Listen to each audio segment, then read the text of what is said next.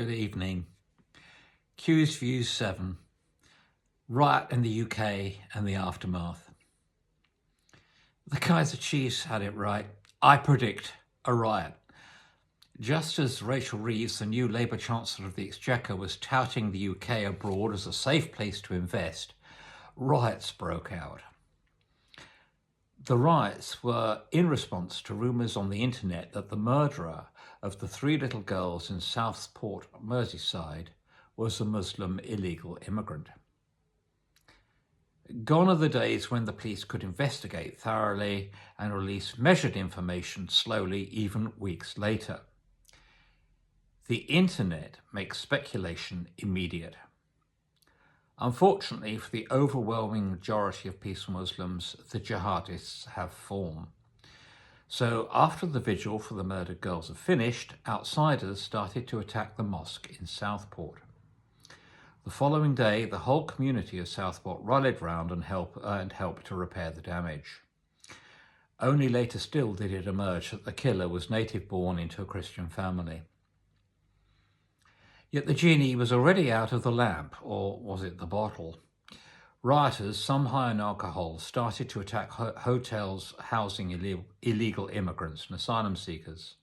From Plymouth to Preston, Bristol to Belfast, and in the big northern cities, Liverpool, Rotherham, Manchester, the riots spread. The government blamed the far right. Whilst that may be partly true, it does not explain the many ordinary people who got caught up too. For many of them, particularly males, life in the UK has deteriorated. Promises of levelling up, particularly in the post-industrial towns of the north, have not been fulfilled. For them, the brave new world of globalisation and multiculturalism has not delivered. Mass immigration has meant no skilling up by employers and lower wages as well. Premier Keir Starmer called in favours from the Crown Prosecution Service, which he once headed, and started to get the rioters tried and sentenced severely in record time. This situation is unsustainable. There have been the vilest pro-Hamas, anti-Semitic marches calling for the destruction of the Israeli state and people. There will be no prosecutions.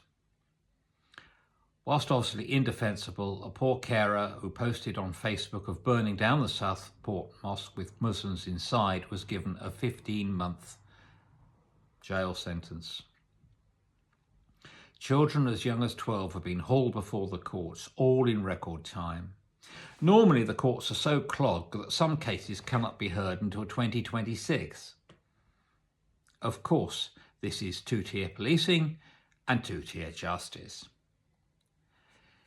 If this new government were to ignore the greater social problems and console itself with thinking that the riots were all the fault of the far right, I foresee considerable trouble ahead.